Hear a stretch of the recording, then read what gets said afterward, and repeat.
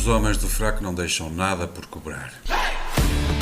Olá, sejam todos muito bem-vindos aos Homens do Fraco para um episódio em que vamos falar das eleições em Espanha, que vão acontecer já dentro de dias, e de uma varanda em que Rui Rio falou aos portugueses. E lá para o fim, sobre um primeiro-ministro holandês que caiu da cadeira. Não por esta ordem, mas já lá vamos. O nosso convidado diz que já ascendeu à categoria de dinossauro, tem mais de 30 anos de experiência nos mercados financeiros, trabalhou no Tota Dealer, no Banco Nacional Ultramarino, prosseguiu a sua carreira profissional no Banco Finantia e no Banco Santander de Negócios.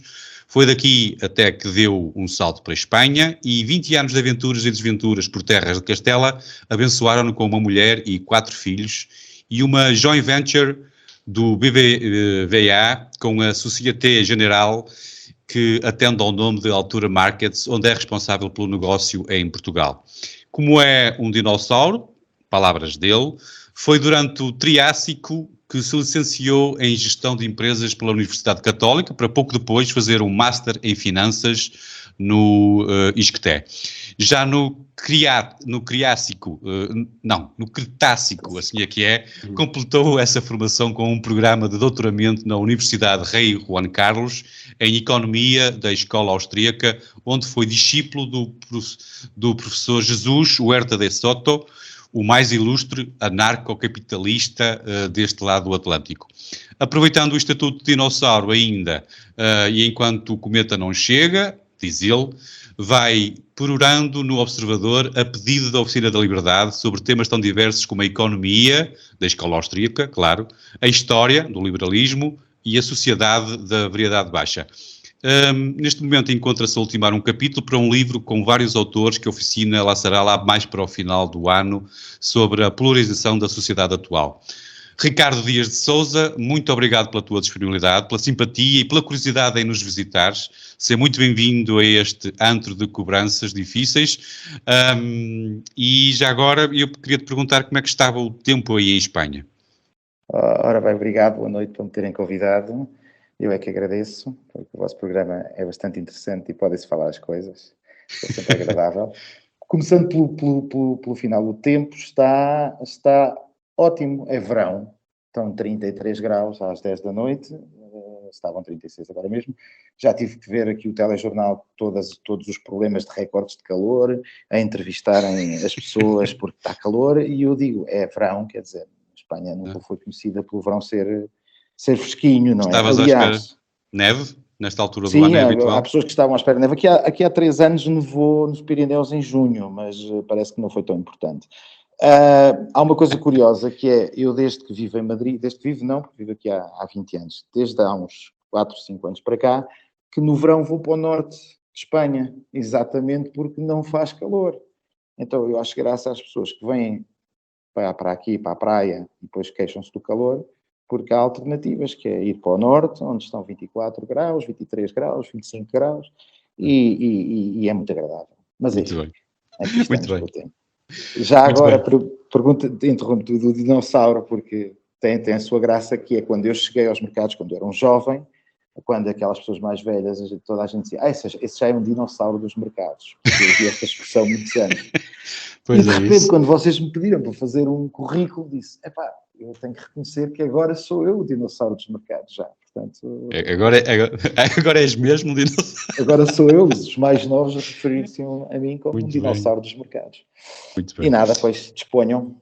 Nada, muito bem, nós iríamos começar, habitualmente começamos com o nosso convidado, e nós iríamos começar com, não só com o tempo em Espanha, mas também com a política espanhola. Vamos deixar este tema que é muito rico, achamos nós, mais lá para o fim.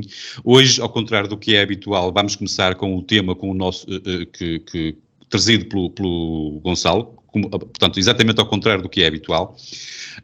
E o Gonçalo quer falar sobre um tema nacional, costuma ser o primeiro, o tema nacional, o Rui Rio, que sofreu buscas da Polícia Judiciária em sua casa, brincou com o assunto a partir da sua varanda. Há uma data de inúmeros políticos de todas as cores partidárias que manifestaram, entretanto, solidariedade com a acusação e acusaram, aliás, a Justiça de estar a atacar indecentemente a vida política. Gonçalo, Sócrates solidário com Rui Rio é bom sinal ou mau sinal? Olá, viva, bem-aja, e obrigado, Ricardo, pelo privilégio da visita. Não é que eu quisesse trazer este tópico, mas este tópico quis trazer a si próprio e ainda é um tema em construção, que provavelmente vamos continuar a falar no futuro.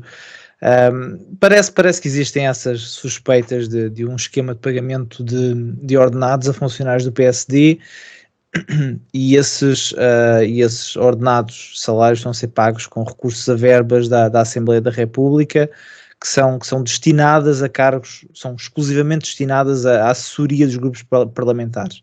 Trocando por miúdos, os grupos parlamentares têm uma verba para contratar pessoas para trabalharem para eles, e o que parece não, é uma prática conhecida, os partidos fazem um bocado de uma giga-joga com esses orçamentos e pagam funcionários internamente ou pagam outro tipo de serviços. E entretanto, como tu mencionaste, Zé Carlos, foram feitas essas buscas à casa do Rui Rio. Dizer Rui Rio é sempre tão difícil. A casa do Rui Rio e... Rajoy.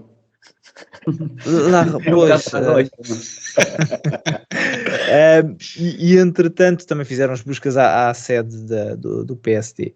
A investigação, como eu mencionei, ainda está em curso e ainda é cedo para tecer grandes conclusões, mas há um conjunto de coisas que podemos dizer desde já. A primeira é que o sistema de financiamento dos partidos e o seu regulamento é das coisas mais manhosas que existe. E não creio que esta falta de clareza seja inocente, porque são os próprios partidos que fazem, que criaram esses regulamentos. E se eles são tão pouco claros, vamos chamar-lhe assim, é porque os partidos os fizeram, e fizeram provavelmente com essa intenção. Porque isto permite, o facto do regulamento não ser claro, permite duas coisas. A primeira é que de X em X anos se façam mais alterações, sempre com a premissa de que é preciso clarificar qualquer coisa, mas a segunda parte é aproveita-se essas alterações que se fazem periodicamente para, no fundo, limpar a mesa, dizer, ok, o que está para trás, se existiram irregularidades deixam de contar, e é precisamente o que estão a fazer agora outra vez, porque os partidos, obviamente que não estão a celebrar o que está a acontecer com o Rui Rio, e ele disse até, julgo que foi ontem, no Jornal da Noite da SIC, que não entende a acusação, porque toda a gente faz isto, que todos os líderes do partido fizeram isto, e é uma prática normal dos partidos, e provavelmente até é, e não só no Parlamento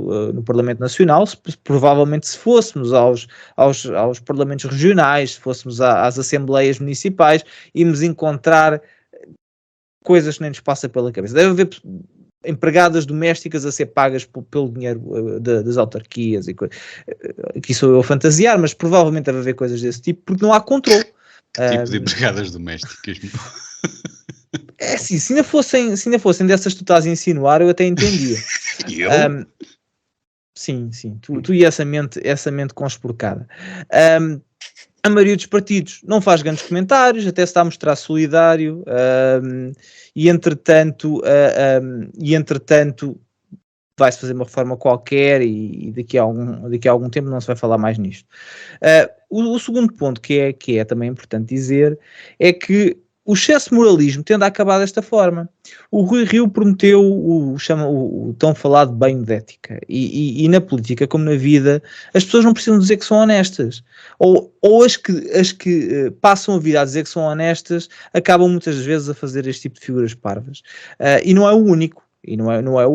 Porque esta também tem sido uma via seguida pelo Chega. O Chega gosta do papel do moralista, mas também pela iniciativa liberal.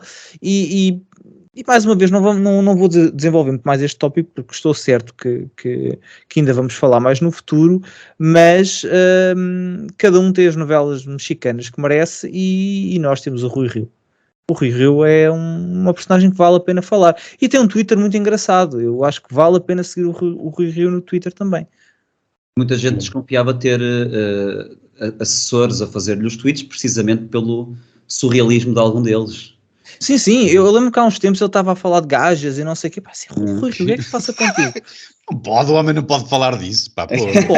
Pode. Não sei, agora não sei o que é que estás tu a insinuar acerca do homem. Muito bem, olha, Ricardo, tu que estás em Espanha, acredito que, apesar de tudo, vais seguindo a política nacional. Sim, vou seguindo. Daquilo... Já que és um dinossauro, tendo em conta todo o tempo de vida que tivestes para viver... Ia dar a minha perspectiva de dinossauro. Eu ainda sou do tempo em que Portugal era um país de chicos espertos. E a Espanha também. A Espanha teve nos anos 90 o chamado pelotaço do Gil, que foi a construção e tudo isso. E em Portugal também aconteceu em menor escala, com o Cavaco e com essas coisas todas. E foi um período engraçado, por um lado, e por outro, pois, as regras não eram exatamente para cumprir. E o que é que aconteceu? O Estado português, em parte pela União Europeia, resolveu pôr mão nisso e pôr-nos todos a pagar impostos, a cumprir a lei, a ser todos certinhos. Eu ainda me lembro de começar nisto dos mercados e receber uma parte do salário oficial e a outra parte contra faturas. Posso dizer que já prescreveu, não é? Há 30 anos, pá, não me venha chatear agora com isso. Mas foi assim, quer dizer, a gente ganhava uma parte normal e outra, aquilo era, punha as despesas e posso dizer que o espectro de despesas que o fisco aceitava era muito amplo, porque no fundo estava tudo declarado, não é? O que é que aconteceu? Às vezes parece-me que as pessoas, nós fomos obrigados a sair dessa fase e ser mais parecidos ao norte da Europa, aos protestantes, não é? E os governos, porque são os donos do poder, não tiveram que fazer esse esforço. E então, tudo o que é partidos, o que estava a dizer o Gonçalo, se na Assembleia da República é assim, imagina nas Assembleias Municipais, imagina nas conselhias dos partidos, ou seja, as verbas, aquilo, eu percebo, eles querem flexibilidade, toda a gente quer flexibilidade. E, aliás, parece que não é muito, pelo que eu li, não é muito dinheiro e também ainda não sabemos para que foi usado exatamente. Mas é legal, quer dizer. E, portanto, o que eu preferia era que o Estado aprendesse a lição, os partidos aprendessem a lição e libertassem um bocadinho os partidos em que nos têm, não o contrário, não continuarem no caminho em frente, dizer que cada vez não, isto tem que ser tudo apertado e fiscalizado. Não, quer dizer, é ao contrário, nós queremos todos, temos uma fasquia demasiado elevada, com demasiadas restrições, demasiados constrangimentos, e depois os políticos são os primeiros que não cumprem, porque são os que têm poder de não cumprir, porque eles, apesar de tudo, a lei, como disse uma vez um político quando se reformava, dizia para os meus inimigos nada, para os meus amigos tudo, e para o resto da população é a lei, ou seja, aplicamos a lei. Então nós estamos sujeitos à lei e eles não, e depois saem estas coisas, que depois a ver a quem é que interessam. É assim, eu ainda não sei bem a quem é que interessa, não sei se aos magistrados, não sei se a outros políticos. É verdade que os políticos vieram-se todos solidarizar, é verdade que o Rui Rio e o Sócrates, de alguma maneira, quando são apanhados nestas coisas, já estão reformados. Assim, o Rui Rio não vai voltar à política, o Sócrates quer, mas duvido, porque é o próprio Partido Socialista... Não digas isso ao nosso amigo João Pires da Cruz, não, vais dar-lhe um grande desgosto. Não, é assim, mas eu acho que é assim e, portanto, de alguma maneira, também Portugal é o país do respeitinho, é muito bonito, ou seja, enquanto eles têm o poder, ninguém lhes toca, mas assim que saem do poder, começam a tirar as facas e começam a dar as facadas. Vejo que os políticos estão muito preocupados, porque é o que disse o Gonçalo, provavelmente isto existe em todos os partidos, mas eu diria principalmente o mais importante é isto, é que a lei obriga-nos a cada vez mais coisas, a cada vez mais transparência, que depois ninguém consegue cumprir, uns têm que cumprir porque estão calhos o peso da lei, a força da lei, e outros que são os que escrevem as leis, acham que estão acima dela até que são apanhados. E quando são apanhados a gente gosta. Também é outra coisa, por isso é que depois estão lá os jornais, que era outra coisa que eu ia só referir que também é interessante, porque parece que quando chegou a polícia já lá estavam os jornais. E isso também está a ofender muitos políticos, mas eu digo, isto sempre aconteceu. Eu percebo o interesse dos jornais, provavelmente são só uns funcionários que lhes pagam qualquer coisinha e eles avisam e então as redações saem a correr as câmaras e não sei o quê, mas eu sei que aqui joga em casa do inimigo, mas lembro-me quando aconteceu ao Benfica não lhe acharam muita importância aos políticos, mas acontecia a mesma coisa, iam lá com as buscas, já lá estavam, e toda a gente achava muita piada. Agora acontece aos políticos, eles dizem que realmente é muito grave, mas quando acontecia aos outros não fizeram nada. Portanto, é um bocado isso. Aguentem. Sim, deixa-me ouvir, entretanto, o Diogo, só para tentar entender se isto pode abrir, aliás, um precedente em relação a esta justificação do que os outros já fizeram. Portanto, alguém que assalta um banco, os outros também já houve quem tenha feito antes, portanto, qual é o problema? O que é que tu achas desta justificação? Eu acho incrível a justificação dos outros também já fizeram, portanto, não há problema nenhum. Sim, isso é a justificação da escola primária, não é? De todos fizeram. É a história de todos se atirassem da ponte, não é? Eu quero, antes de mais, obviamente, introduzir, mandando um grande abraço ao Ricardo e agradecendo muito a presença dele e um abraço a todos os ouvintes. Gostamos muito de saber que vocês estão aí. Em relação ao Rui, em relação ao caso do Rui Rio, acho que o precedente aqui, que nem é bem precedente, porque nós já temos este histórico, mas arriscamos a que aconteça novamente uma alteração de lei quando está a decorrer um processo, e a mim faz-me até um bocadinho de confusão, eu não sou jurista, não tenho conhecimentos legais, mas faz-me um bocadinho de confusão que o processo possa ser anulado por uma alteração de lei. A alteração de lei é essa proposta, ou co-proposta, pelo partido do Rui Rio. É uma turpação que eu acho um bocadinho estranha, e que se calhar, se alguém tiver um bocadinho mais de conhecimento do que eu, que é admitidamente zero, me pode explicar esta situação bizarra de alterações de lei que visam salvar a pele aos antigos líderes do próprio partido que as propõe. E claro, esta solidariedade toda tem que nos fazer gelar a espinha quando políticos dos diferentes espectros do circo manifestam a sua empatia uns pelos outros. Nós temos que estar muito alerta, porque as últimas vezes que isso aconteceram foi à volta de confinamentos, foi à volta de questões relacionadas com subvenção dos partidos, nas coisas que doem na sua vida de elite. Eles têm uma tendência a ultrapassar as diferenças e a focarem-se nos interesses comuns. E portanto deve-nos gelar a espinha quando isso acontece. São todos muito amigos agora. Isso é uma questão. Mas há a questão desculpa Zé Carlos, há a questão do processo em si, que é bizarro, quer dizer, por muito que esta desculpa nos soe profundamente infantil, e nós realisticamente sabemos como é que funciona, como é que funciona esta questão desta sórdida relação entre justiça e poder político em Portugal, e aliás o Rui Rio é um crítico de longa data do sistema judicial e já há muito tempo que pretende reformá-lo de pontos estranhos, porque ele parece sempre, quando fala da justiça, parecer indiciar que há alguma coisa contra o poder político, que há uma guerra entre o poder judicial e o poder político, e que os políticos são vítimas de preconceitos e de perseguições por parte da justiça, que é um discurso também profundamente preocupante. Agora, o processo em si é estranho, o timing é estranho, é tudo muito bizarro, não é, toda esta situação, os meios alocados, o homem nem sequer foi feito constituído arguido, e portanto isto é tudo uma situação muito bizarra, que pode ter efeitos que são uns mais óbvios, se formos a pensar quem beneficia, o político que se disse, como o Gonçalo referiu, a vida toda que era eticamente inatacável. Ok, se o Rui Rio é corrupto, então são todos, não é? Pode haver esse efeito. Não, ainda que ele, enquanto líder do PSD... Sim, diz. E não são todos. Sim, é isso. Não, mas a questão é essa. Eu ia dizer precisamente isso. Ele, enquanto líder do PSD, já era vítima dessa desconfiança de Centrão, sobretudo quando foi um idiota, sobretudo ele, que foi um idiota útil, foi um capaz, foi um tapete para o António Costa limpar os pés, foi a oposição controlada no seu esplendor, e portanto é difícil acreditar na sua idoneidade, pelo menos a partir do momento em que ele foi líder do PSD. De resto, há até teorias de que pode ter vindo dentro do PSD. Mas neste caso a mim o que me preocupa é mesmo estas alterações legislativas a meio do processo, que podem esvaziar o processo, que podem anular o processo. Isso é uma coisa muito bizarra para mim e perigosa. Esse sim pode ser um precedente perigoso.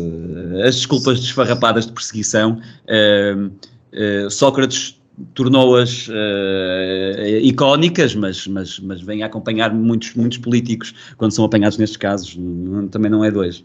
O facto de isto acontecer pode nos dar esperança na justiça em Portugal, até porque ela também passa por uma fase menos boa, não é?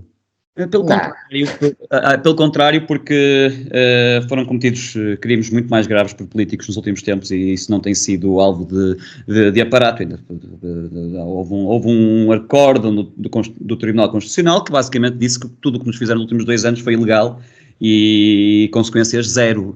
Portanto, não sei até que ponto é que o financiamento dos partidos ou o financiamento, estas questões relacionadas com pagamentos são a prioridade da justiça, porque não consigo perceber. Eu estou com o Diogo, isto vem de dentro, estas coisas normalmente vêm de dentro, nunca vêm de fora. Porque os outros partidos, para atacar, têm outros argumentos. Ou seja, também achas que é PSD, também acho que é interno. Sim, é sempre, ou seja, se é no PS é o PS, ou Sócrates foi dentro do PS, aqui foi dentro do PSD. Até por isso também a preocupação dos outros partidos em mostrar solidariedade, porque sabem que têm os seus telhados de vidro. Aí estou de acordo. Mas o próprio Rui Rio indicou isso. Ele disse que ele, para já, fez uma coisa boa, que foi não negou, não é?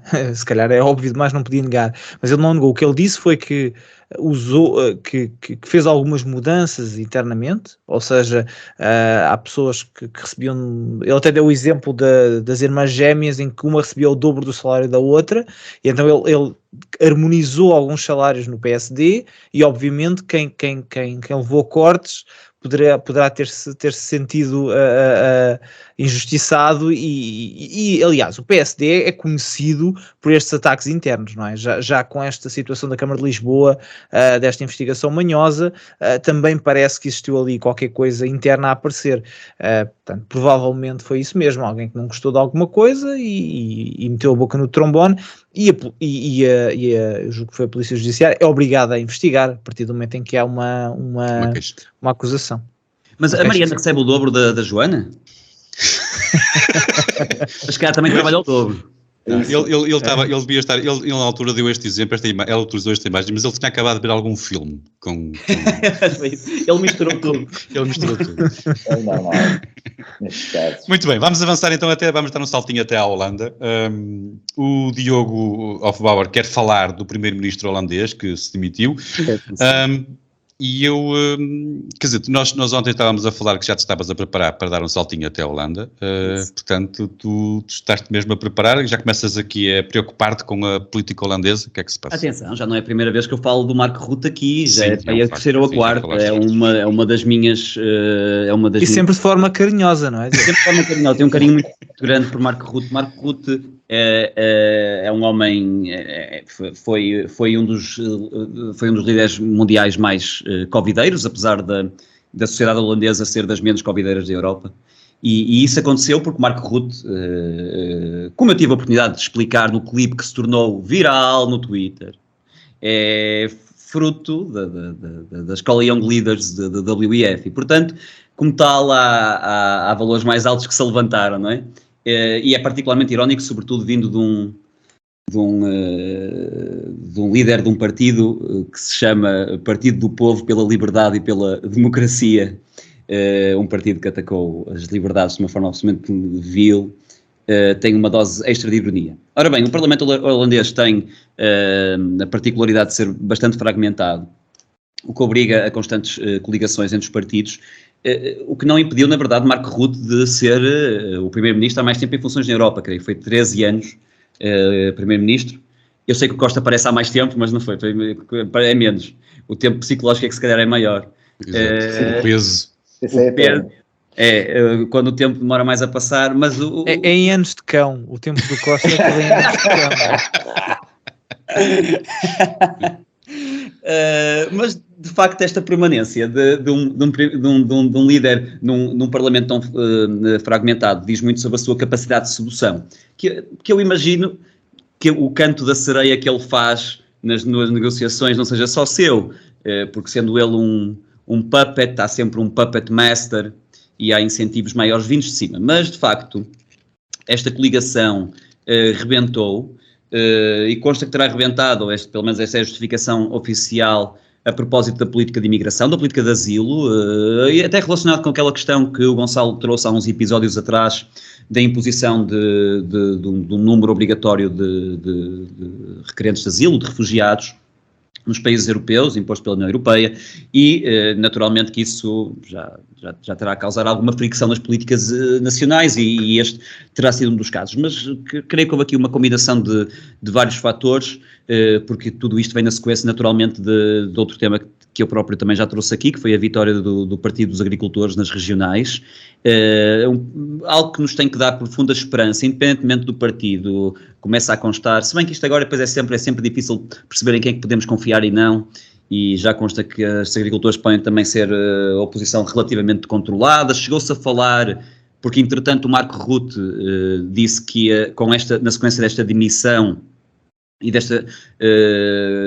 do rebentar desta coligação, que vai abandonar a política de todo, mas chegou a constar nos dias em que ele ainda não tinha anunciado que ele até poderia, com o resultado das próximas eleições, coligar-se aos agricultores, ainda que eles tenham negado, mas a questão aqui é que o que nos pode dar esperança é no povo holandês, na questão dos resultados, porque solidarizaram-se com os agricultores, porque, muito resumidamente, para poder cumprir os critérios de sustentabilidade do bordel que é a União Europeia, o Mark Rutte fez o que faria qualquer líder de um partido do povo pela democracia e pela liberdade e tirou terras aos agricultores. E foi longe ao ponto de dizer ou deixam de fazer agricultura ou fazem agricultura de outra maneira. Isto acontece na Holanda não só porque há um peão do WEF a liderar o país, mas porque são um dos maiores produtores alimentares do mundo e apesar de terem um território muito reduzido. Mas a ideia seria alastrar estas regras para o resto da União Europeia e, portanto, eu sinto que atribuindo à questão do asilo de refugiados, pode ser estendida à questão da imposição de cotas, começa a haver a sensação dos povos estarem fartos, estarem cansados, sobretudo há aqui esta viragem à direita que nos vão dizer repetidamente e vão continuar a dizer, e nós vamos falar disso daqui a pouco quando falamos das eleições espanholas também, porque passa-se o mesmo fenómeno similar, que nos irá ser apresentado então como extrema-direita, como extremismo, mas na verdade, primeiro nós sabemos que é um fenómeno reativo, ou seja, a maior parte das pessoas agora começa a votar em partidos que se opõem às fantochadas, aos circos, às agendas suicidas, virtuosas, e falo porque está farto de limitarem a liberdade em nome de mitos, de pandemias ilusionistas, de aquecimentos globais, e estão fartos de não poderem contestar a existência e a prevalência de outras culturas na sua terra, culturas que frequentemente são incompatíveis com o modo de vida, e farto de ver a sua liberdade de expressão e de circulação e as suas liberdades sociais e políticas atacadas e não poder dizer nada sobre o risco de serem eles próprios ostracizados. As manifestações em França podem ter tido esse efeito dominó. Nós falamos disso quando comentamos as alterações, as manifestações em França, quando esteve cá o Telmo Azevedo Fernandes, desse efeito dominó que poderia existir. Creio que pode já começar a acontecer o clash cultural começa a acontecer, juntamente com uma série de contestações, uma série de circos que nós sabemos que nos são impostos, circos mediáticos, científicos. Isto é um cocktail absolutamente explosivo, e nós vamos falar também certamente sobre isso daqui a bocado quando falamos de Espanha, mas creio que aqui se passa. O que é que se passa por trás da demissão do Marco Rutte? Ainda fica por saber, porque eu acho isto também um bocado estranho. Se calhar o WEF fartou-se e comprou um brinquedo novo. Aconteceu o mesmo ao Boris Johnson. Quem deve saber é o Gonçalo. O Gonçalo de certeza que tem informações privilegiadas, exatamente. E, portanto, Gonçalo, o que é que desconfias que aconteceu aqui na Holanda? Foi uma geringonça demasiado complicada? Foi o efeito dominó que começa a acontecer na Europa? Sim, eu julgo que será mais a segunda parte, porque há, como o Diogo mencionou,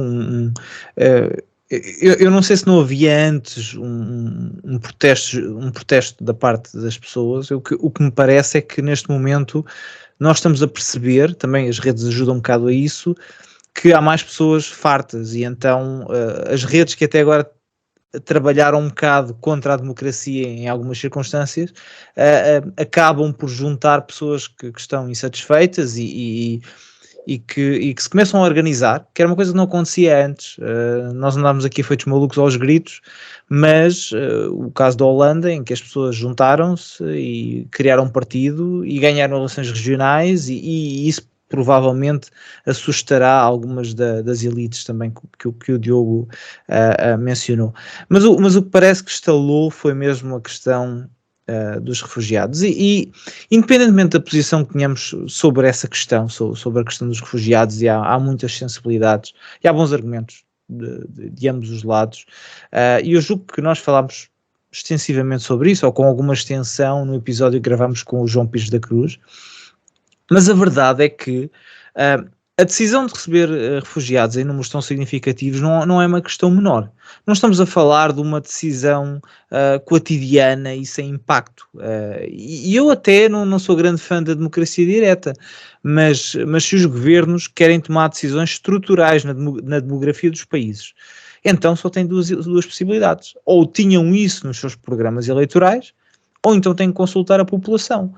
E eu por princípio, até sou a favor da ajuda a refugiados, embora eu não acredite que a União Europeia, os Estados da União Europeia, tenham tido uma política de integração digna desse nome. O que nós temos feito é colocar milhares de pessoas que vêm dos mesmos sítios em uma espécie de guetos e depois ficamos admirados que eles não se integram, mas isso é outro tema.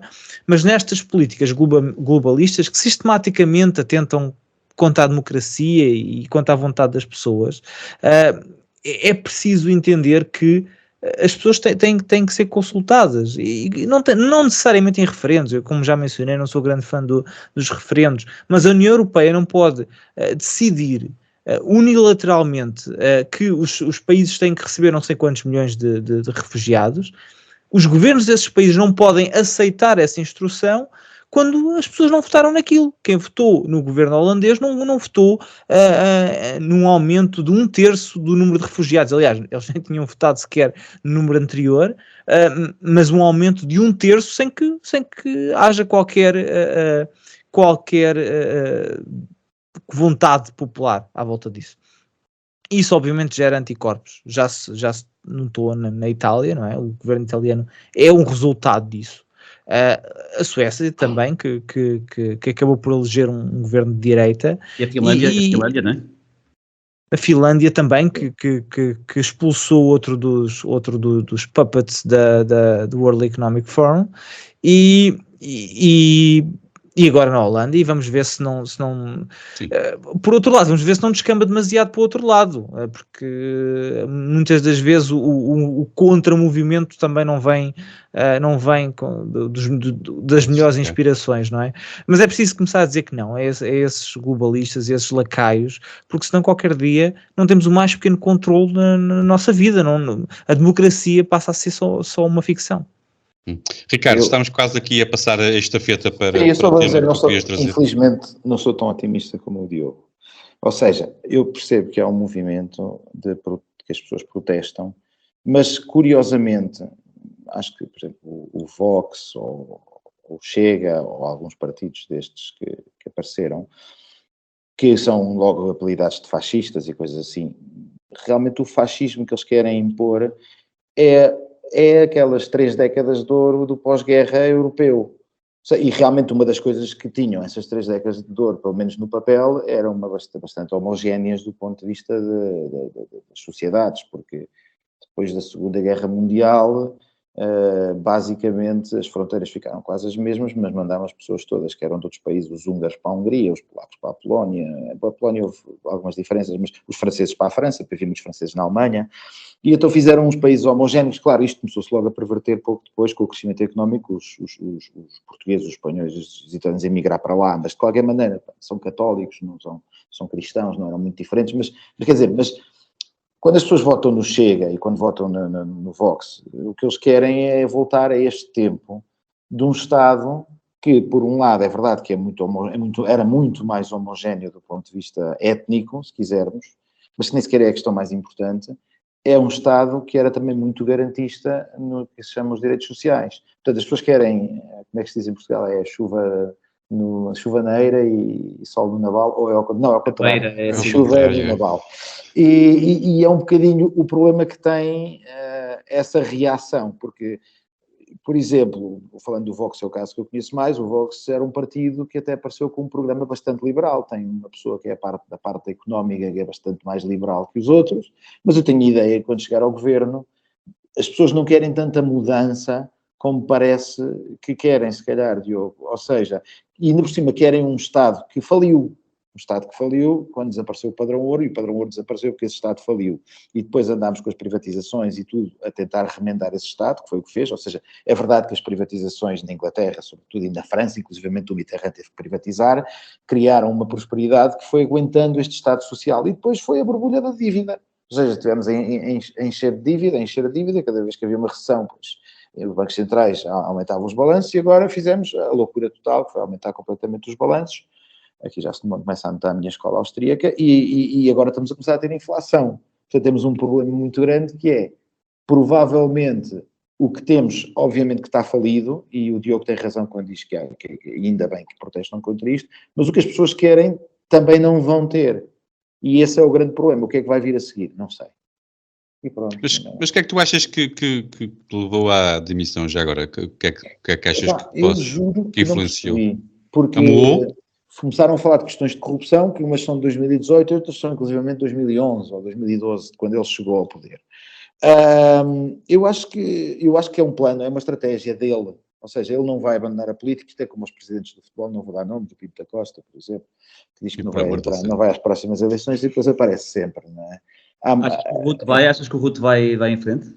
Eu acho que vai.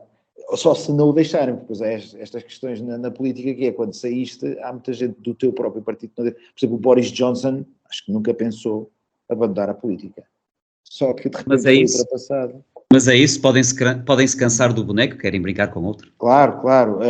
Aí também aconteceu outra coisa, não é? Puseram outro boneco, se calhar transitório, e depois aconteceu a crise dos fundos de pensões britânicos, que com a descida começou a cair a pico, a subida das taxas de juros, começou a cair a pico a dívida inglesa, e quase que faliram, não é? Portanto, o Banco Central Europeu o Banco de Inglaterra teve que voltar um bocadinho atrás, teve que pôr um bocadinho água na fervura, ainda que as taxas de juros continuam a subir e os fundos de pensões estão bastante preocupados porque têm buracos, basicamente, que não sabem como é que vão tapar. E é isso que vai acontecer, me parece-me também aqui, não é? Vão aparecer uns buracos financeiros engraçados, nomeadamente nas pensões, e andamos um bocadinho a discutir outras coisas que são muito mais interessantes, se quiserem aproveitamos para passar à política espanhola, porque andamos a discutir muita polarização das coisas que não custam dinheiro, não é? Que os homossexuais se casem, que haja vários géneros, mas isso depois não custa dinheiro, mas não custa muito, não é nada nos orçamentos o que custa dinheiro é a educação, a saúde, a justiça, a defesa agora vai começar a custar, não é? Porque os americanos é que pagavam, e disso não se fala, não é? Aí continua a haver um consenso. O grande problema é quando o dinheiro não chegar para isso, e eu acho que estamos a entrar nesse período. Muito bem, então antes de avançarmos, porque já estás a introduzir o nosso terceiro tema, antes de avançarmos para isso, eu não sei, nós habitualmente nesta altura fazemos aqui uma pausazinha, não sei se os meus amigos querem fazer uma pausazinha, aproveitar para ir buscar uma água ao frigorífico, já que as temperaturas estão altas, ou seguimos em frente? A minha sugestão é seguir, deixamos aqui o intervalo com o nosso espaço publicitário para os nossos ouvintes poderem usufruir dele, como adoram, e nós prosseguimos a nossa conversa. Ok. É então isso. Então vá. Vamos continuar. Então o terceiro tema, vamos falar dos nossos hermanos. O Ricardo quer falar das eleições em Espanha, que vão acontecer no próximo fim de semana. O PP parece ter o apoio das sondagens, mas não para a maioria absoluta. O Vox e o Sumar estão empatados e ainda o primeiro-ministro Pedro Sánchez prepara-se para um golpe de Estado do género de português em 2015. E eu queria perguntar a um português espanhol, já não sei se és mais espanhol que português ou ainda muito português. Sou mais português que espanhol, mas já por poucos anos, não é? Mas é isso. Poucos, portanto daqui a 10 anos a gente fala outra vez e eu já sou Vasco Lourinho. Então esse bocadinho de Espanha, de espanhol que és, concordas ou aprovas o namoro entre o Sánchez e a Yolanda Díaz? Eu acho que é assim, o Sánchez, se calhar vou dizer isto e depois explico um bocadinho para trás. O Sánchez faz um pacto com o diabo, se for preciso, para ser presidente do governo. Ou seja, o anterior líder do Partido Socialista Obrero Espanhol, que foi presidente do governo, presidente do Conselho de Ministros, que é o nome oficial aqui, o mesmo que tinha o Salazar, foi o Zapatero. O Zapatero era uma pessoa bastante oca de conhecimentos, mas pelo menos acreditava naquele mundo cor-de-rosa socialista. Ele acreditava que aquilo era possível, portanto, alguma integridade o homem tinha. O Pedro Sanches é o oportunismo em pessoa, ou seja, ele não acredita em nada. E isso ficou bastante patente no debate televisivo, em que ele perdeu o centro completamente, porque ele não acredita nem no que vende. Ou seja, o Partido Socialista andou a tentar vender que tinha uma excelente prestação económica, que não tinha, mas quer dizer, acumulada também não é tão pior, não é pior que a dos outros todos, porque no fundo é o que eu disse, aqui ninguém toca nos problemas sérios, que é a educação, a saúde, essas coisas que custam dinheiro, e vamos levando a bola para a frente. E é verdade que a Espanha se endividou mais para conseguir ter mais ou menos o nível dos outros. Portanto, nesse caso, podemos dizer que fez um bocadinho pior, mas também prestaram-lhe o dinheiro, e ele não vai dizer que não. E não conseguiu, porque realmente ele não acredita nisso, ou seja, para ele o desemprego ser mais... Aliás, a certa altura disse que ia trabalhar muito para voltar ao desemprego estrutural de 8%, quer dizer, ele não vê um problema em que o desemprego estrutural de Espanha seja 8%, que seja o maior da Europa, que não estão nem perto e não estão perto há uma década. Mas, de qualquer maneira, para ele é bom, quer dizer, que haja 8% das pessoas que não trabalhem e sejam sobretudo os jovens, porque não lhe interessa, quer dizer, ele não está para isso, ele está para ser presidente do governo, para passear no avião e pouco mais. E depois, eu acho que isto ficou patente no debate. Então, quando ele perdeu o centro, depois isto como há intervalos e os estrategas falam, depois foi tentar ganhar a esquerda. Então vem na segunda parte do debate, com o perigo da direita, o perigo do Vox, os direitos dos homossexuais, sei que ficou claro no momento em que ele diz os vizinhos de Torrelodones, que é uma povoação aqui, um satélite aqui de Madrid, estão muito preocupados porque a sua Câmara Municipal baixou a bandeira homossexual. E eu pensei, mas eles votaram em quem? Se votaram, nos que votaram e os que votaram baixar a bandeira, a preocupação deles deve ser nula, até acho porque a classe média tem outras preocupações, parece-me bem. Ou seja, isto é como tudo. Não, está muito mal, temos que ser todos muito liberais quando há dinheiro. Quando não há dinheiro, as pessoas preocupam-se com a inflação e com o emprego. Que é o que eu acho que é o que lhes vai penalizar nestas eleições. Depois as sondagens, estavas tu a dizer que estão bastante empatadas, depende, as do Estado, do amigo dele, até dizem que ele vai ganhar, que é o melhor, o CIS, que é o Centro de Investigação Sociológica, que é do Estado espanhol, que depende diretamente do Ministério da Presidência do Governo. Tem lá um amigo dele, que ele pôs lá há uns anos, e diz que o PSOE vai ganhar as eleições. Mas há empresas de sondagens que não têm lá um amigo lá dentro? Todas têm, mas esta vai ao surreal de poder dizer o que nenhuma outra diz. Que o PSOE vai ganhar as eleições. E depois o Sanches, para verem, o tipo vem-se queixar de todas as sondagens, que deveriam ser todas como esta, que é a única que é independente. Jesus. que ao menos os outros têm que pagar os que dizem que vão ganhar, não é? A dele pagamos todos nos impostos, mas enfim. E então, é assim, acho que não há dúvidas de que o PP vai ganhar. A questão é quem é que vai governar. Porquê? Porque está praticamente o empate técnico. O El Mundo ontem dizia que há 4.000 votos que podem decidir neste momento 20 e tal deputados, ou seja, que não só isto está praticamente empatado, como se quando chegarmos ao domingo à noite não estiver empatado, não é uma surpresa. Diz-me. Mas 4.000? Se calhar estão a exagerar, porque as notícias também têm que vender, mas eles dizem que com 4.000 votos estratégicos em determinados círculos, pode-se alterar 26 deputados. Portanto, Então aqui, basicamente, sabemos, acreditamos que o PP vai ganhar. O que é que o PP está a fazer neste momento? Ganhou o centro com este debate e agora está a tentar ganhar a direita. O que eles vão tentar fazer é, mesmo que eu não chegue aos 167, que são deputados, se eu tiver mais votos que Podemos agora é somar e PSOE, eu vou governar sozinho. E eu acho que isso lhe está a dar mais votos, ou seja, está a haver uma série, seja, como uma vaga de fundo, ou seja, um bocadinho como a Ayuso, ainda que o Feijóo não é a Ayuso, mas está a acontecer essa vaga de fundo que as pessoas quem está a perder votos é o Vox. E então por isso temos um empate técnico entre o Vox e o Sumar, provavelmente até o Vox poderia ser a quarta força, quando não, mas nas anteriores eleições era a terceira, nas anteriores estas municipais. E Eu acho que com tudo isso podemos ter um governo do PP sem ninguém, que é um governo muito mais fraco, mas que poderia funcionar porque pode cair a cabeça, entretanto, pode cair a cabeça do Sanches, não é? Porque também acho que no PSOE muita gente não gosta dele, porque o estilo dele, que chama o sanchismo, não é exatamente simpático para os seus, ou seja, ele rodeou-se de um núcleo duro de amigos, e os chamados barões do partido estão praticamente todos fora, à espera do momento, não é? E depois o que é curioso no meio disto tudo é que, claro, não esperem muitas surpresas na governação, porque o Feijóo já disse que ele quer um grande pacto com o PSOE ao centro para continuar, ou seja, para a educação, claro, para o gasto, para a despesa pública, para este assim que é importante para os de direita, para a integridade territorial, mas há muita gente no PSOE do resto de Espanha que está interessada nisso, porque está a perder votos em Extremadura, em Castilla-La Mancha, tudo isto que é aproximar-se da Catalunha, do País Basco, por parte do governo de Madrid, preocupa-os porque lhes está a custar votos, ou na Andaluzia, não é? Então, pois, tem aqui... Então, eu acho que esta é a tentativa de ser o centro da Espanha, que tem algum sentido, porque se tu olhas para a Itália, a Grécia e França, neste momento há 3 blocos, a esquerda, a direita e o centro. E aqui em Espanha e em Portugal são os únicos sítios onde, curiosamente, não desapareceu o Partido Socialista, não desapareceu o nosso, não desapareceu o espanhol, e continuamos a ter assim uma espécie de bipolaridade onde realmente não há muita diferença entre um e outro, excepto que um é de direita e o outro é de esquerda, mas depois nas grandes políticas sociais estão de acordo. E eu acho que é isso que vamos ter, porque acho que o PP vai conseguir um bom resultado.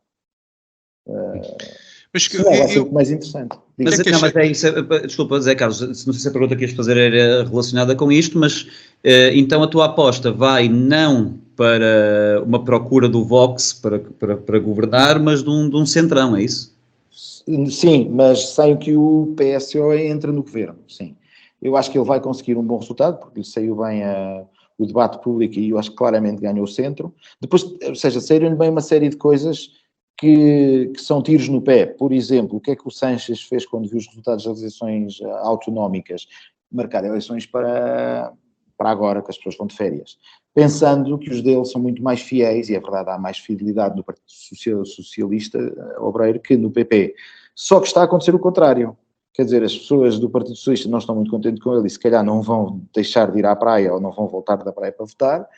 E as pessoas que vêm votar são provavelmente as de direita. E depois também os funcionários de Correios, que devem estar, porque o voto no Correio aqui vai ser como o americano, muita gente que vai de férias foi votar no Correio, portanto eles estão a trabalhar horas e horas e horas extraordinárias, já vieram com greves, não sei o quê. Portanto, como diz um amigo meu, nenhum funcionário de Correios vai votar no Partido Socialista, podem votar mais à esquerda ou mais à direita, mas não. E depois são as 600 mil pessoas que são obrigadas a vir estar nas mesas de votos, porque aqui é por sorteio. Aqui não é voluntário, aqui tu és sorteado, vai para a mesa de votos, sim, e então, por exemplo, o meu chefe vai de férias, ia hoje de férias, e no domingo às 8 da manhã apanha um avião para voltar a Madrid para estar na mesa de votos.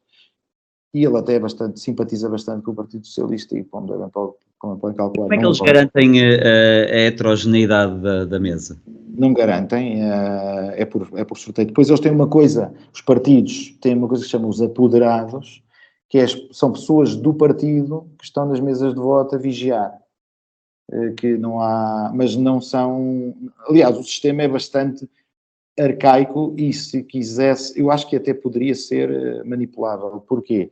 Há uma coisa que isso manipula há muito tempo no País Basco, que é, tu não metes um voto numa cruz, tu tens os papéis de cada partido num molho e pegas no que tu queres votar, dobras e levas à urna.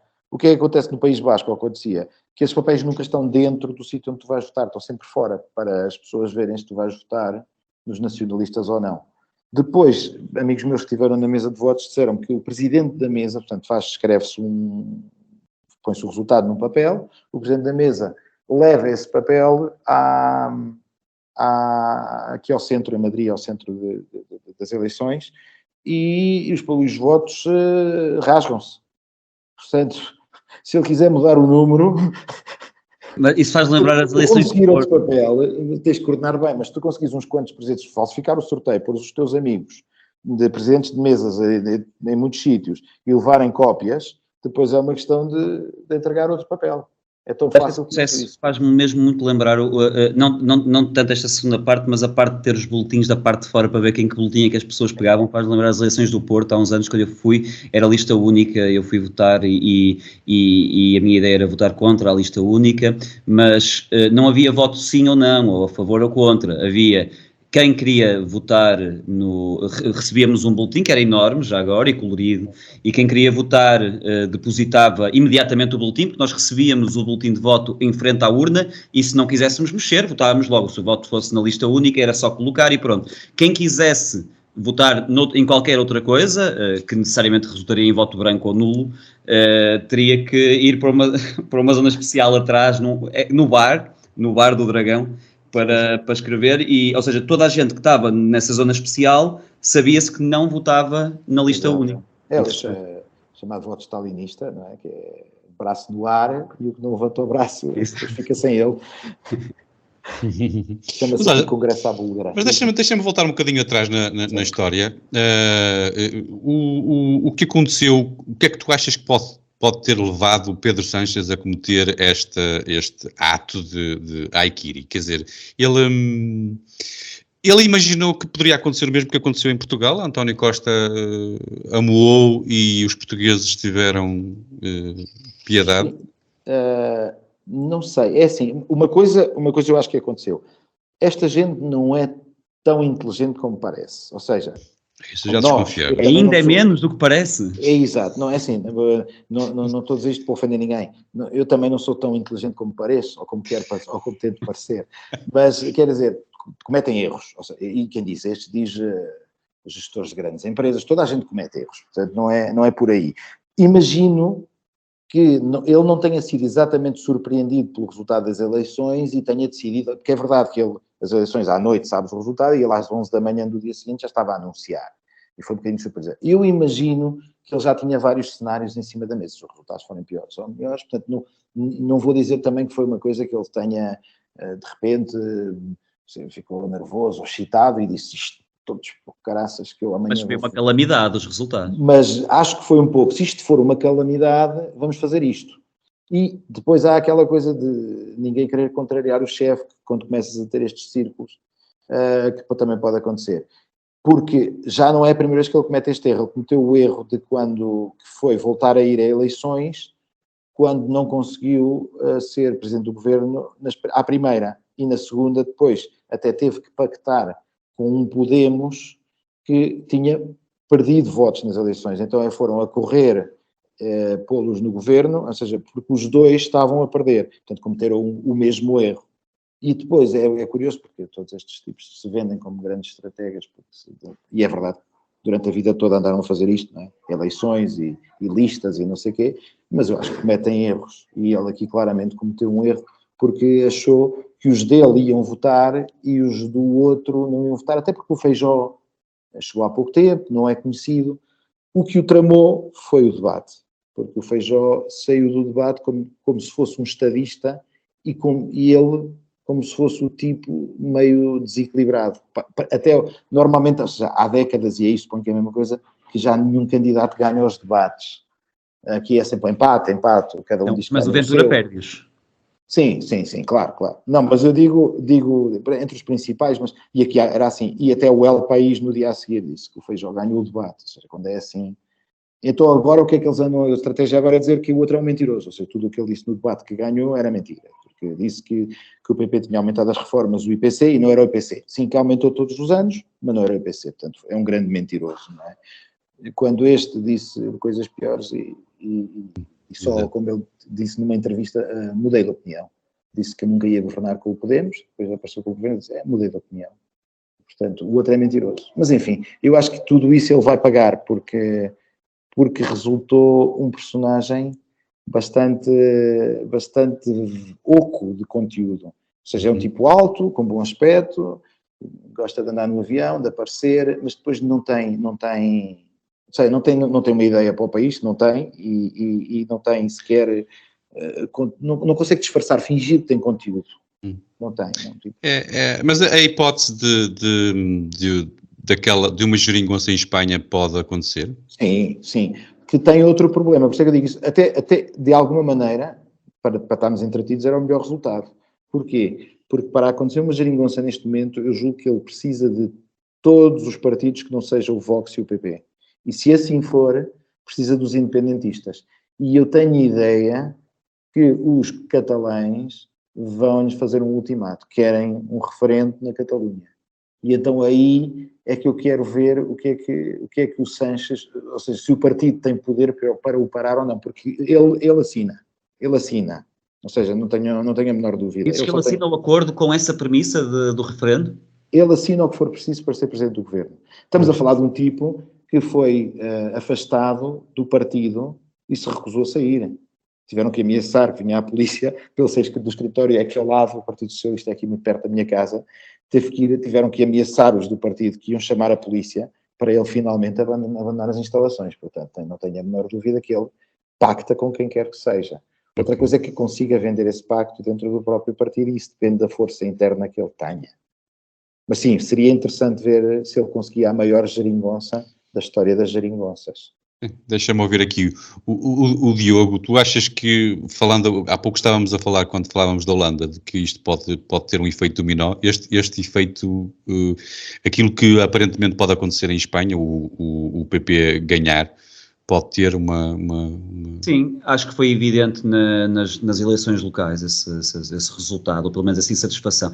É naturalmente que são eleições diferentes, e em Espanha as eleições locais são particularmente estranhas. Aliás, e todo o sistema político é bastante diferente, e é por isso que também e eu próprio cometo esse erro, e cometi ainda há pouco, ter a tendência de avaliar os povos europeus homogeneamente, porque de facto há certas equivalências que são possíveis de fazer, sobretudo porque estamos a ser quase todos vítimas dos mesmos problemas. Aliás, uma das coisas interessantes em relação a este governo, e estes governos têm vindo a cair pela Europa, qualquer artigo jornalístico ou peça jornalística que uma pessoa leia ou veja sobre a queda desses governos, sem exceção, tipo cartilha, informam-nos que, sim, quer dizer, tornaram-se governos impopulares, mas a culpa não foi deles, tiveram que lidar com um vírus perigosíssimo e a guerra da Ucrânia, quer dizer, a guerra da Ucrânia, não é? Portanto, a vida das pessoas ficou muito pior, mas a culpa não foi delas, elas fizeram o que podiam, mas quer dizer, apareceu um vírus, apareceu um Putin, o que é que elas podiam ter feito?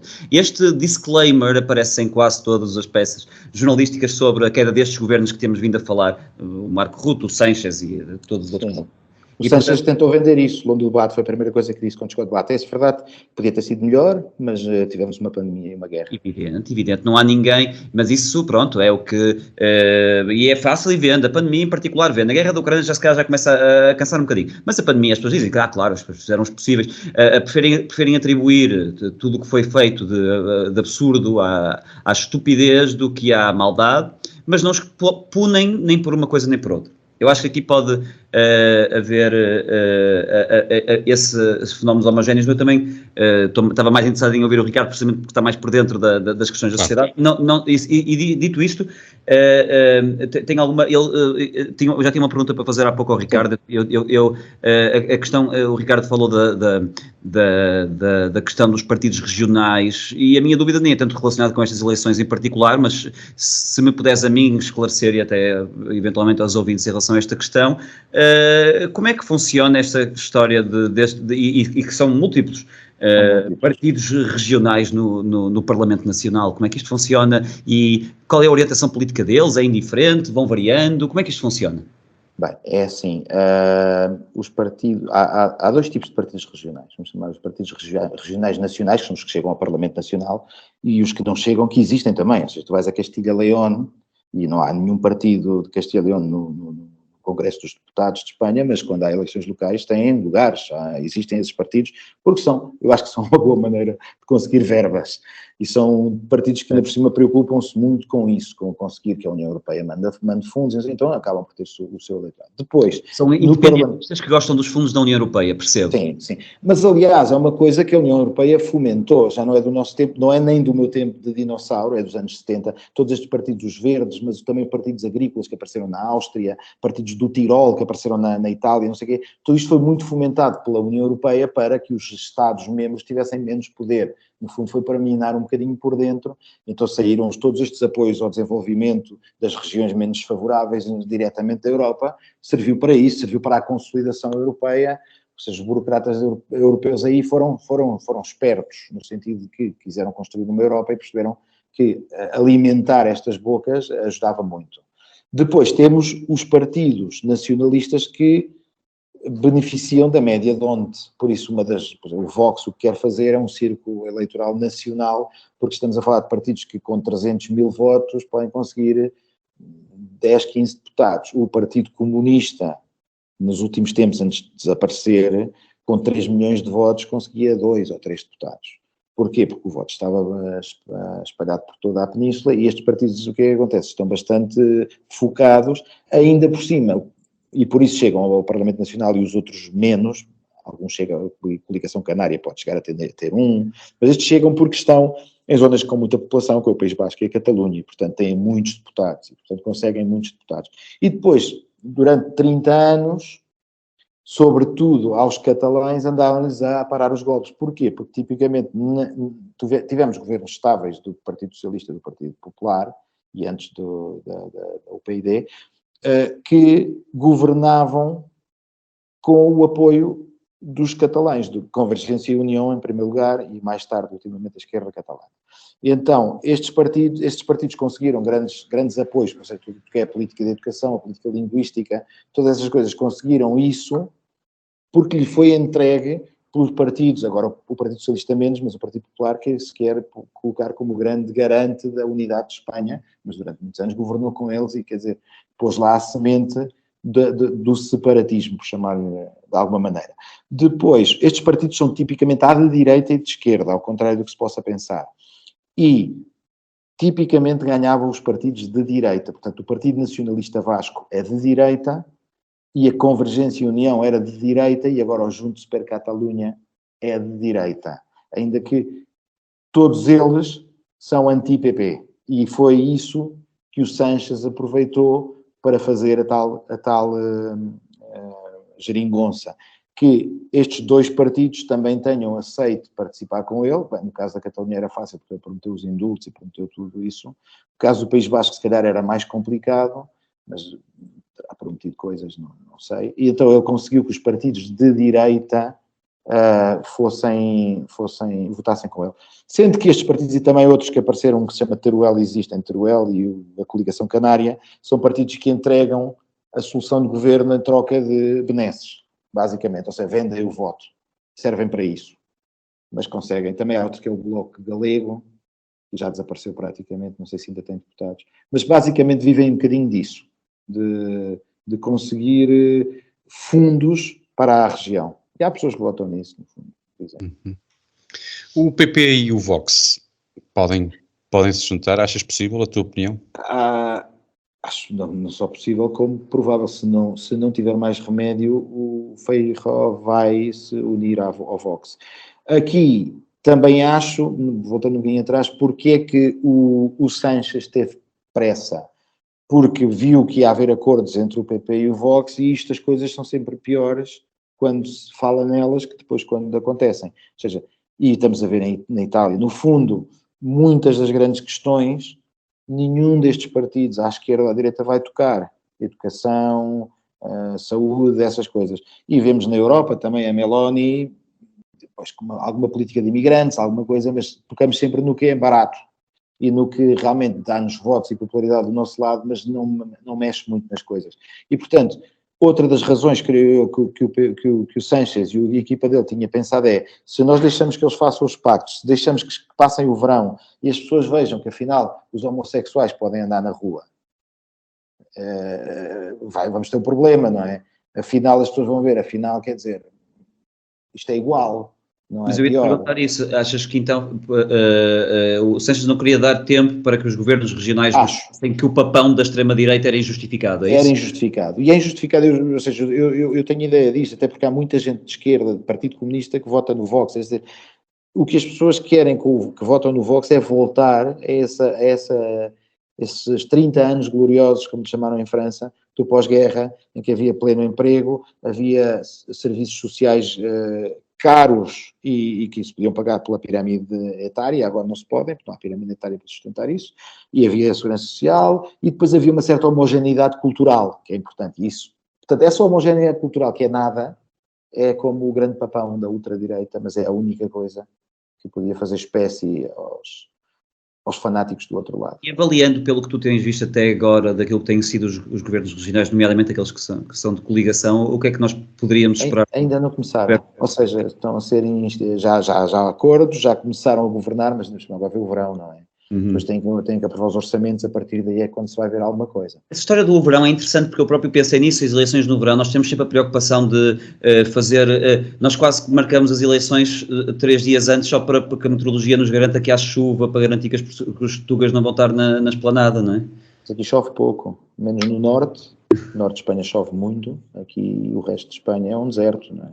Portanto, aqui aliás, quanto isto porque tem alguma piada, em Almeria, que é no sul, não chove, tem um deserto, o deserto de Tabernas, onde fazia os spaghetti westerns. Tenho um amigo de lá que disse com alguma piada, quando chove, ele é dentista, quando chove as pessoas cancelam a visita ao dentista, porque já vão, quer dizer, não há problema, isto já parará de chover, amanhã não vai chover, depois de amanhã, para que é que eu vou sair de casa quando chove, porque nunca chove. E outra coisa curiosa que eles têm é que quando chove, os restaurantes fazem um prato típico lá que é migas. E então, migas que é pão, que é uma coisa assim consistente, não é? E este pensava que era um hábito espanhol. Então ele, tipo, quando saiu da Almeria, um dia disse, mas isto, vocês não comem migas quando chove? E depois pensou que realmente é estúpido, porque senão na Galiza não comiam outra coisa, estavam todo o dia a comer pão. Porque é impossível, não é? Sim, mas a maior parte de Espanha não chove, portanto a chuva nunca é uma questão. Sim, isto para provar que nós não percebemos nada mesmo de política espanhola, como é que está a abstenção em Espanha? Vou-te dizer que eu não sei, porque a abstenção deveria ser muito alta, mas claro, estão a dizer que a polarização e a movimentação é tanta que esperam a abstenção mais baixa dos últimos 20 anos. As sondagens. Então eu não sei, porque por um lado a prudência diz-me, acredito que vai ser alta, muita gente não vai vir da praia, por outro lado dizem que as pessoas vêm votar. E é verdade que as pessoas que eu conheço, muitas que estão de férias, já votaram por correio, os correios, houve um colapso dos correios, portanto há muita gente que vai votar pelo correio, e há pessoas que inclusivamente vão votar vindo de férias porque não se fiam dos correios e acham que vai haver fraude e então vão votar. E tenho um caso particular que é que vou a um casamento no sábado e os noivos não saem do lua de mel para ir votar no domingo de manhã e dizem que vão votar com o fato ela vai com o vestido de noiva. Fantástico. E ele vai com o fato. Portanto, incrível. Então portanto, estão mais dedicados aos do Restugas de ir ao sufrágio. Portanto, a prudência diz-me que não vai haver abstenção, mas não é o que eu vejo. Tu votarias em quem? Eu sou um anarcocapitalista. Não votaria em ninguém. Não voto. O voto útil no PP, sem acreditar muito. Atenção, o PP, em 2012, conseguiu maioria absoluta e o Rajoy, esse nome impossível de dizer, especialmente para os portugueses, aí no telejornal é Rajoy, o Rajoy dedicou-se a subir os impostos e a salvar os funcionários públicos e o estado do bem-estar. Portanto, o Feijó, quero dizer, não é uma Ayuso, o Feijó é do mais conservador, aliás, foi o mais covidista dos dirigentes autonómicos do PP, foi o mais. Um nome horroroso, Feijó com dois Os, é o pior nome que eu já vi. Feijó em espanhol, que ainda é pior, não é? Porque vai ser o Feijó. Não sei, eu acho que Feijó é pior, apesar de tudo, eu vou chamar de Feijó. Assim, o Feijó, como lhe vão chamar aí, não é? O Forró, vai ser um Forró. Foi a região com mais restrições de todas as regiões do PP. Portanto, ele é um centrista convicto. Mas confesso que a vacuidade do Sanches pode comigo. Ou seja, nunca vi um tipo tão incapaz, tão imbecil Espero que me estejam a ouvir, deixei de vos ver. Ok. Nunca vi um tipo tão mau na presidência do governo, nem o Zapatero, que eu não estava de acordo com as ideias dele, mas ao menos via que ele acreditava naquilo. E este não acredita em nada. Revês ou vês semelhanças entre o nosso primeiro e esse senhor? Não por estilo. Ou seja, o nosso primeiro disfarça melhor. A minha mulher, quando a primeira vez que ouviu falar o Sánchez na televisão, e que não o conhecia, porque ele nem sequer era dos ilustres do Partido Socialista, chegou como chegou o Zapatero, que é, há dois candidatos que começam a anular-se entre eles e depois, como há primárias, votam no terceiro. A minha mulher disse uma frase que o define muito bem, que é: este está orgulhoso de se ter conhecido. Ou seja, nota-se que ele é um narcisista. Ou seja, ele tem orgulho em se ter conhecido e o mundo anda à volta dele. E eu acho que o Costa, apesar de também ser vaidoso, não chega ao nível patológico deste. Por isso, aí dou pontos ao Costa, por muito que me custe. O Costa é um bocadinho esperteza saloia, o defeito dele, para mim. O problema é que o país é um bocadinho saloio. E então serve. Te agrada, não é? Agrada. É um rei de um olho só que reina em terra de cegos, não é? É um bocadinho, eu acho que ele percebe a população portuguesa, a que vota, e não lhe importa ser um bocadinho bufão para as elites, para ganhar essa popularidade e esse eleitorado. Essa é a minha opinião sobre o Costa. Numa frase. Achas que, desculpa, Zé Carlos, achas que seja qual for o resultado nas eleições espanholas, acho que isso pode ter ecos na política portuguesa? Eu acho que pode ter ecos na política marroquina, mas isso já é uma à parte. O Sánchez foi acusado de ceder aos interesses de Marrocos, no gás natural da Argélia, e ninguém sabe porquê. Então, aí sim, a política portuguesa com Espanha, eu acho que na Europa, primeiro, há uma diplomacia conjunta e não acho que vai mudar muita coisa, porque votam em conjunto, os dois estão do lado de receber, mas acho que tinhas perguntado ao Zé Carlos, desculpa. Não, não era a mim. Desculpa. Claro. E basicamente eu acho que não vai haver muita diferença, porque dentro do que é a diplomacia portuguesa e a diplomacia espanhola, que é outro nível, ou seja, há muita interferência dos governos, mas apesar de tudo mantêm linhas, estão os dois continuam unidos e vão continuar unidos porque têm interesses comuns. Sim. Eles estão completamente proibidos de fazer perguntas ao moderador, por isso... Exato. Eu, antes de passar ao Gonçalo para terminarmos então o episódio de hoje, queria te perguntar se as tuas previsões. Eu sei que tu gostas de um jogador do Porto que diz que previsões só no final do jogo, mas faz lá os prognósticos, exatamente, só no final do jogo. Faz lá um prognóstico para o que vai acontecer no domingo. Na tua opinião? Deixamos-te ouvir, Ricardo. Eu pensava que era o Gonçalo, desculpa. Não, o Gonçalo vou-lhe fazer uma pergunta. Sim. Acho que você vai governar sozinho. Achas que isto vai acontecer? Não tenho certeza de nada. Acho que o Feijó fez um bom trabalho, fez os trabalhos de casa e vai esvaziar à direita e vai esvaziar à esquerda. Não o suficiente para ter maioria, mas o suficiente para que o Sánchez não possa organizar uma geringonça com os partidos independentistas, porque o pararão o seu partido. Essa é a minha opinião, a minha aposta. Muito bem. E agora, para terminar, a pergunta que se impõe e a um entendido na matéria, quem é, Gonçalo, a tua política favorita madrilena? Bem, eu digo aqui, para quem ainda não percebeu, que eu tenho estado em silêncio, mas para fazer um favor aos nossos ouvintes, para que não pecaram o suficiente para me ouvir falar de política espanhola. Deve haver poucas coisas que eu perceba menos do política espanhola, talvez física quântica, e eu tinha aqui umas quantas perguntas para fazer ao Ricardo. O Ricardo que me tem estado a educar sobre o tópico, muito obrigado. Mas o meu camarada Diogo já me matou aqui umas quantas perguntas, inclusivamente a que eu aguardava mais, que era a influência desta eleição na política portuguesa, se bem que eu concordo com o Ricardo quando diz que a influência é sempre limitada, porque neste momento a nossa política é basicamente definida em Bruxelas e nós andamos aqui a fazer de conta que os governos nacionais fazem muito mais do que tomar decisões banais e mandar-nos um bocado a areia para os olhos. Política favorita, não tenho mesmo, porque E eu julgo que disse isto há alguns episódios atrás.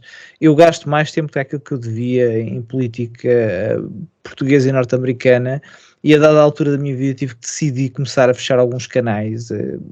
Olho um bocado para a política alemã, mas para a espanhola não presta mais pequena atenção e não quero fazer de conta que percebo, portanto não me arrisco e não tenho essa ousadia.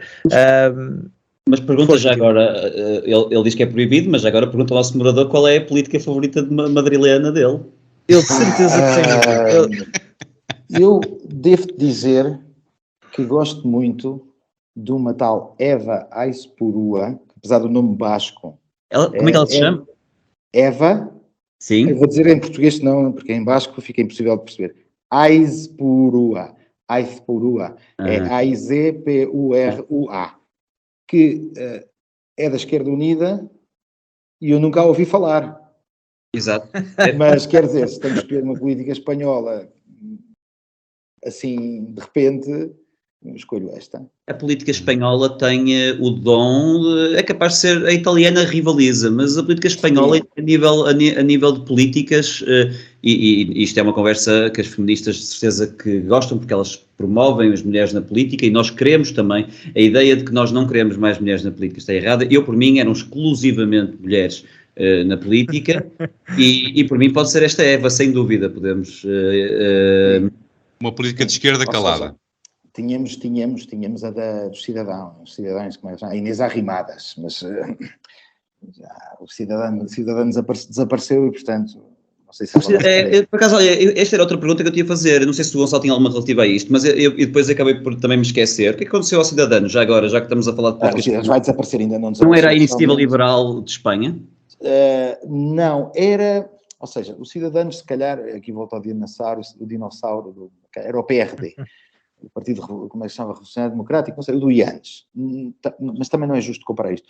O Cidadãos tentou ocupar um espaço que já muitos partidos, nesse caso também se calhar como a Iniciativa Liberal, tentaram ocupar, que é o centro, não é? Entre a esquerda e a direita.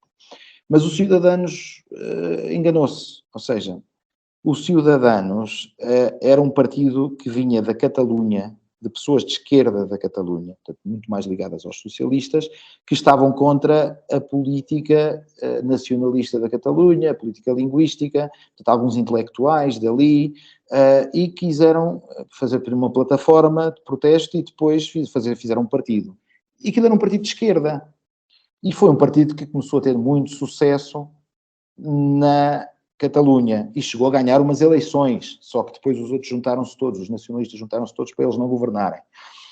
Entretanto, o que aconteceu? Que como partido político quiseram fazer as coisas diferentes, aí não são como a Iniciativa Liberal que disse que ia fazer diferente e afinal já está a fazer o mesmo que os outros partidos, mas o que é que eles fizeram? Decidiram provisoriamente, como vinham pessoas de várias tendências, não sei o quê, disseram os primeiros governantes disto, vamos fazer um triunvirato, senão uma liderança dual, por ordem alfabética. Então saiu um tal Albert Ribeira, que era um advogado, que nem sequer era das principais figuras, e que tomou conta do partido. E o Albert Ribeira era um bocadinho mais de direita, era um bocadinho mais do estilo PP, e quando deram o salto nacional, ele tentou ocupar o espaço do PP, pensando que o PP ia ser fragmentado, ia se fragmentar entre o Vox e ele. E saíram mal as contas. E depois, o que é que aconteceu? Todos estes intelectuais de esquerda, moderada, catalães, que eram a alma do partido, foram demitindo. Quando quiseram fazer a marcha atrás, já era tarde, porque já não tinham essas pessoas e já não tinham esse eleitorado. Então desapareceram, porque o voto útil foi para o PP nas últimas eleições com o Casado e depois foi uma questão de todos os sítios onde eles ainda tinham deputados irem desaparecendo, onde estavam em governos de coligação, que também estiveram na Andaluzia até há pouco tempo, foram desaparecendo e acabaram por desaparecer. E o último serviço que fizeram à nação, dúbio, foi provocar eleições antecipadas em Madrid, que depois até ganhou a Ayuso. Em Madrid não chegaram a provocá-las, mas iam provocá-las, porque ela adiantou-se, em Valência e mais 2 ou 3 cidades que caiu o governo, porque eles resolveram minar as alianças por dentro. E depois desapareceram, porque já não tinham nada para oferecer. E não prevês ressurreição? Não, nenhuma, impossível, porque foi um partido que, ao dar o salto nacional, esqueceu as origens. E provavelmente nunca tinha que ter dado esse salto nacional. Tinha que ter sido provavelmente o partido que substituía o PP na Catalunha e depois lhe daria os seus votos para governar. E foi isso que não conseguiu, não quis ser mais ambicioso, eu percebo, a política tem estas coisas, e perdeu a aposta. É verdade que houve ali um momento que o PP poderia ter desaparecido, era complicado, mas poderia ter desaparecido. Aliás, os spin doctors disseram isso, porque eu fui a uma conferência sobre isso, e contaram que os spin doctors disseram-nos que o voto no PSOE, o PSOE tinha quase perdido as eleições, baixou a 90 deputados, era o mínimo de sempre, e disseram, olha, aí não consegues tirar nada, porque já só estão os socialistas convictos, tens que ir buscar o PP que está doente e ferido de morte, e não o conseguiu ferir de morte. É verdade, tinha um voto jovem, urbano, aqui em Madrid havia muita gente que votava nele, gerações mais novas. Daí as similidades com a iniciativa liberal. Mas depois também não oferecia nada de novo, era um partido que queria ser como o Macron. No fundo, se calhar o melhor exemplo é o Macron. O Albert Rivera sonhou ser o Macron e não conseguiu. Coitado. E somar, o que é o somar? Aquele somar conjunto de quantos partidos lá estão? 367? O somar é como não sabem, são a Frente Popular da Judeia ou a Frente do Povo Judaico. Portanto, mas somar significa literalmente somar, e eles usaram a palavra somar. Sim, o U em espanhol escreve-se com U, somar, adicionar, se quiseres, porque basicamente o que é que aconteceu? O descalabro ia ser brutal, o Podemos tinha uma estrutura que não é centralizada, porque quis dar essa imagem, então tinhas vários Podemos, várias coisas dispersas, e eles perceberam que iam desaparecer, e dentro do governo tinham 2 ministros que estavam lá por cunha, não é? A mulher do Pablo Iglesias, que era a outra, a amante, provavelmente, e ele é gajo de ter uma amante, ele é gajo de ter uma amante. Estou farto de rir, não é? São feminismos e o gajo é o macho alfa, não é? A mulher tinha em casa, pô-la deputada, antes andava com outra que era do Partido Comunista, que mudou de partido, e depois dizem que andava com a secretária, então tinha um apartamento aqui em Madrid, onde via a secretária dele, e a outra estava lá a viver na mansão que eles têm. Mas disse feminista, aposto. Claro, mas ele é generoso com as mulheres. Sim. Há que dizer. E então, aquilo é um partido um bocadinho de relações. E esta era a Yolanda Dias, era a outra ministra que, primeiro, veste-se bem, tem alguma elegância, sai bem nas fotos, e tem alguma popularidade, porque a maior parte das pessoas também não sabe o que os políticos fazem mais do que aparecer na televisão. E então conseguiram, com alguns descontentes do Podemos, que era tinha um partido aqui que sempre se recusou a seguir o Podemos, que é o Mais Madrid, que ainda por cima conseguiu ficar em segundo lugar aqui nas autonómicas, portanto foi a grande oposição. Podemos praticamente desapareceu em Madrid, apoiaram esta tipa e entre todos começaram a fazer pressão aos podemitas, sendo que aquilo tem algumas doses de maldade, porque a cabeça de Podemos foi completamente cortada, todos os líderes que eram cabeça, e os segundas linhas foram os que subiram, foram a quem eles prometeram os lugares, não é, para conseguirem que eles traíssem os chefes. Portanto, mas é aquela política de esquerda no seu melhor, dos blocos, porque são todos muito independentes, cada um defende uma coisa, e depois, quando chega ao momento de votar, depois têm que se unir, mas continuam a odiar-se entre eles lá dentro. Então não terá muito futuro também, não é? Que agora é por... Não, muda de nome e aparece outra vez. Foi só para estas eleições? Foi uma ligação feita para... Sim, foi só para estas eleições e depois é assim, eles odeiam-se tanto que evidentemente depois cada um vai à sua vida e depois quando houver eleições dentro de 4 anos já vemos se é com este nome ou se é com outro. Porque realmente há aí um eleitorado, que eu também percebo, não é? Há uns eleitores que eles não podem perder e que ainda por cima com a média de onde se vão todos separados, depois fragmentam o voto. Portanto, tem que se juntar. Tem que viver uns com os outros e gramar-se. Pois, muito bem. Estamos chegando ao fim do episódio. O público agradece. O uso do 88. 88, sim. É, exato, o meu castelhano é do melhor, como já perceberam. Muito bem, meus amigos. Acho que está tudo mais ou menos dito. Apanhamos aqui uma lição de política espanhola. Muito obrigado a ti, Ricardo Dias de Sousa. Muito obrigado pela tua visita aos homens do FRAC. Foi um privilégio esta tua visita. Muito obrigado por isso. Muito obrigado também a quem ficou até aqui e nos ouviu. Já sabem que estamos em tudo o que é plataforma de podcast e estamos também no YouTube, no Rumble. Gostávamos muito que vocês nos visitem, que subscrevam, que deixem comentários, ajudem-nos lá a cobrar cada vez mais.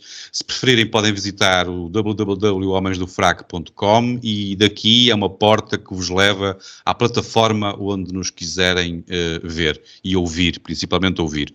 Nós voltamos para a semana, apareçam, até lá, boa semana para todos. Meus amigos, mais uma vez, Diogo, Gonçalo, Ricardo, muito obrigado. Muito obrigado. Ricardo, até sempre. Um abraço. Votem Eva Aispurua. Já viste a foto ou confias em mim? Já vi mais que uma, sim. Sim, aquilo. É para se converter ao comunismo, não é?